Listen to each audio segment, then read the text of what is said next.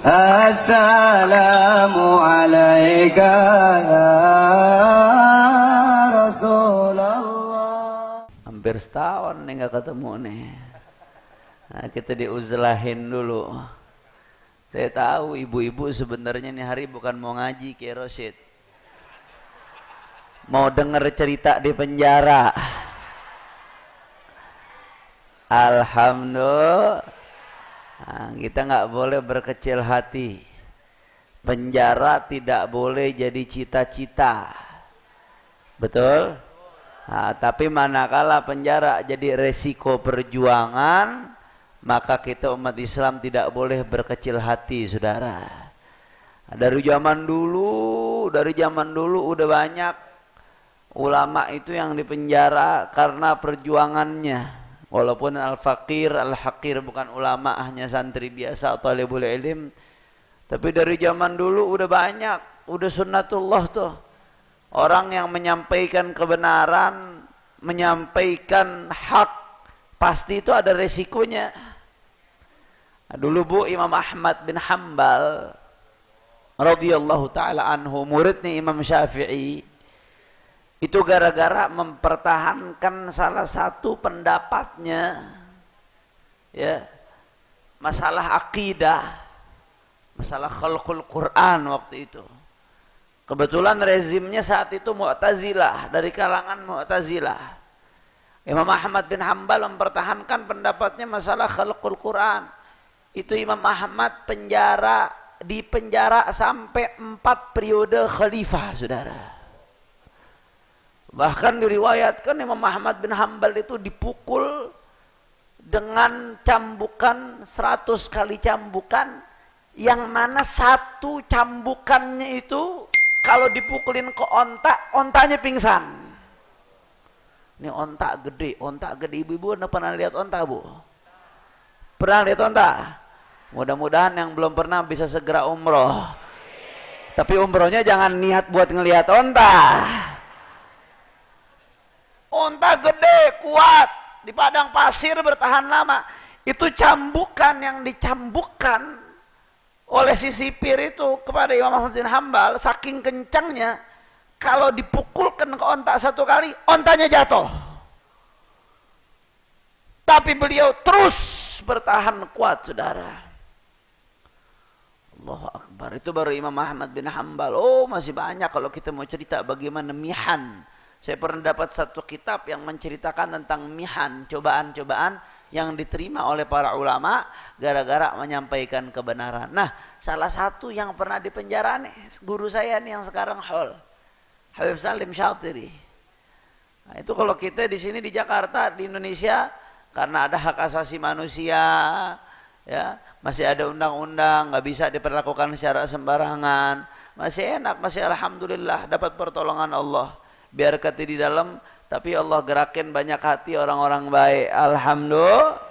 Habib Salim Syatiri itu kata salah satu kakak kelas saya yang pernah bercerita, senior saya, itu Habib Salim di penjaranya penjara yang cuma cukup ukuran sebadan doang, saudara.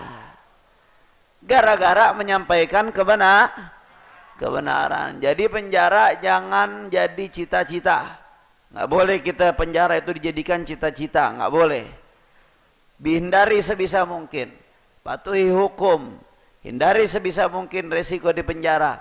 Tapi kalau gara-gara menyampaikan kebenaran, seorang muslim harus dipenjara, maka itu adalah uzlah, kemuliaan, salah satu jalan untuk menuju Allah Subhanahu wa ta'ala. Kira-kira ibu-ibu siap dipenjara apa kagak? Segini teriak siap. Begitu dapat panggilan kencing-kencing. Masya Allah. Doain Bu, doain. Mudah-mudahan imam besar kita bisa segera keluar insya Allah. Saya jujur sebenarnya Bu, jujur bapak-bapak, ibu-ibu, saya ini keluar antara senang sama sedih. Senang karena saya bisa bertemu istri tercinta, ketemu anak, ketemu orang tua, sanak famili, ketemu jamaah Al-Madinah, ketemu ahbab, orang-orang kita cintai, bisa ngirup udara bebas. Senang alhamdulillah. Tapi di sisi lain Saya setahun di samping beliau, berat hati harus meninggalkan beliau, saudara. Saya keluar tapi berasanya seperti separuh jiwa saya ketinggalan di dalam. Karena hampir 1 tahun saya nemenin beliau, 1 kamar sama beliau. Alhamdulillah selama di dalam Allah Subhanahu wa taala tetap beri kami kesempatan untuk dakwah.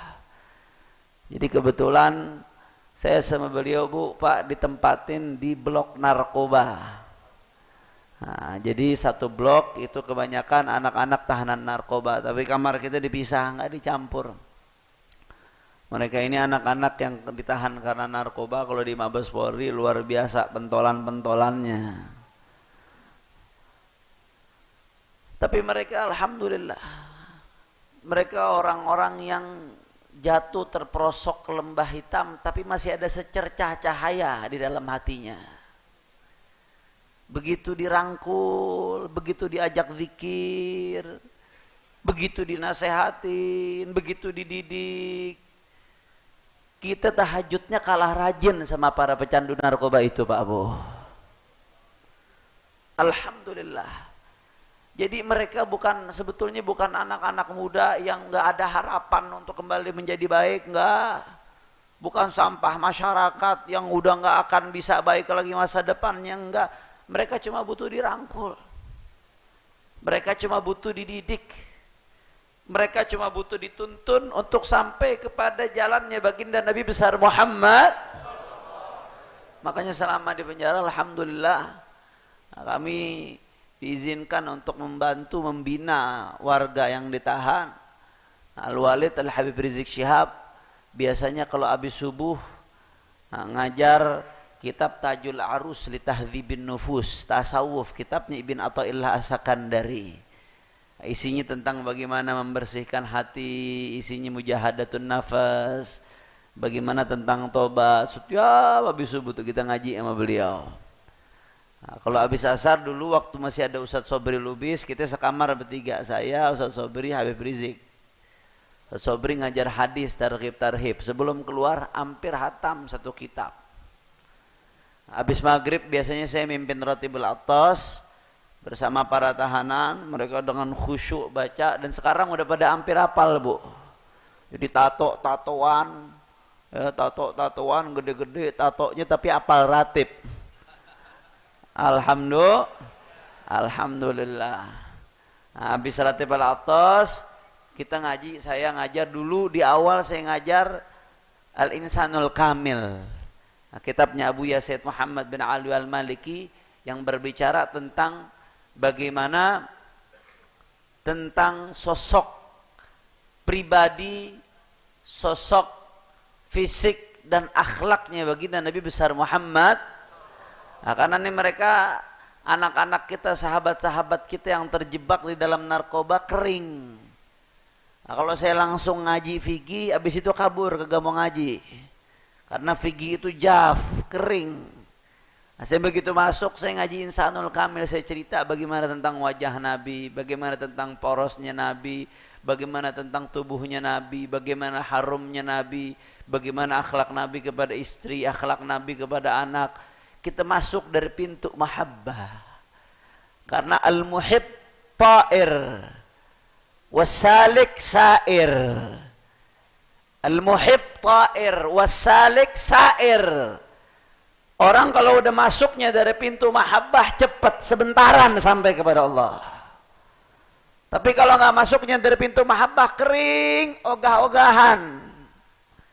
Makanya kita pancing dulu bagaimana caranya. Yang dijadikan idola adalah baginda Nabi besar Muhammad. Karena orang kalau udah idolanya Nabi Muhammad nggak bekal tuh dia melakukan apa yang diharamkan oleh Rasulullah. Kalau udah idolanya Nabi Muhammad nggak bakal tuh dia nyentuh barang haram. Kalau idolanya udah Nabi Muhammad nggak bakal tuh dikumpul di perkumpulan-perkumpulan yang dimurkai oleh Allah dan Rasulnya. Makanya saya begitu masuk saya ajarin dulu tentang Rasulullah. Setelah sekian lama saya pindah kitab Safinatun Najah. Mulai dari Usuluddin, Kita bahas tuh bagaimana sifat 20 sama mereka, bagaimana iman kepada Allah, iman kepada Rasul, iman kepada kitab-kitab dan lain sebagainya. Sampai masuk ke fikih, sampai terakhir ke bab jenazah, Bu, Pak. Alhamdulillah. Nah, jadi kayak pesantren. Kalau malam jam 10 ada tadarus Quran. Nah, anak-anak yang udah bisa baca Quran kita berdayakan untuk ngajar tahanan-tahanan yang belum bisa ngaji. Jadi di Mabes Polri itu, di rutan Mabes Polri, alhamdulillah di sana mereka memperlakukan kami dengan baik, memberikan kami hak-hak sebagai tahanan, hak-hak sebagai warga negara. Di dalam di sana kami nggak pernah diperlakukan dengan kasar, nggak pernah dilakukan dengan sewenang-wenang. Jazakumullah khairul jaza. Mudah-mudahan orang-orang yang baik dibalas oleh kebaikan oleh Allah Subhanahu wa taala. Nah, yang jahat dikasih pintu hidayah oleh Allah mudah-mudahan. Kecuali kalau Allah udah catat nggak akan dapat hidayah, mudah-mudahan dihancurkan oleh Allah Subhanahu wa taala.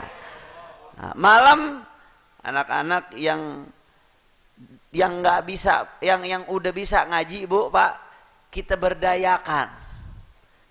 Kita berdayakan buat ngajar anak-anak yang belum bisa baca Quran, karena kalau di rutan Mabes Polri itu sifatnya mereka hanya yang masih berproses hukum. Nah, ada yang 3 bulan, 4 bulan, 5 bulan, 6 bulan, biasanya pindah ke lapas begitu proses hukumnya selesai. Nah, alhamdulillah ada yang masuk mulai dari Iqra 1, ya, ada yang udah bapak-bapak masuk mulai dari Iqra 1, anak-anak muda masuk ke Iqra 1, 3-4 bulan begitu keluar udah bisa baca Al-Quran. Alhamdulillah. Bahkan ada yang menarik, Bu, ada yang menarik, ada yang lucu. Ada satu tahanan masuk Iqra 1 nggak bisa ngaji. Akhirnya begitu 3 bulan hatam, bisa baca Quran. Begitu dapat kesempatan ngubungin ibunya. Kata ibunya apa? Ya Allah, nak, coba lu masuk penjara dari dulu. Alhamdulillah ketemu Habib jadi baik sekarang. Alhamdulillah. Masya Allah, mudah-mudahan diberkahi oleh Allah Subhanahu wa taala. Nah, jadi di dalam kita melakukan pembinaan, menanamkan cinta kepada agama, menanamkan cinta kepada negara. Nah, kemarin dari awal saya bersama Ustadz Sobri, dan di blok kriminal umum ada Ustadz Haris, Habib Idrus Al-Habsyi, kemudian juga ada Habib Ali bin Alwi Al-Attas, kemudian ada Ustadz Naman Suryadi, saya Habib Rizik, Ustadz Sobri di blok narkoba. Alhamdulillah, mudah-mudahan apa yang telah kami lakukan di dalam bermanfaat dan diterima oleh Allah Subhanahu wa taala, dan mudah-mudahan guru-guru kita khususnya imam besar kita bisa segera bebas dan kembali ke tengah-tengah umat. Amin ya rabbal alamin.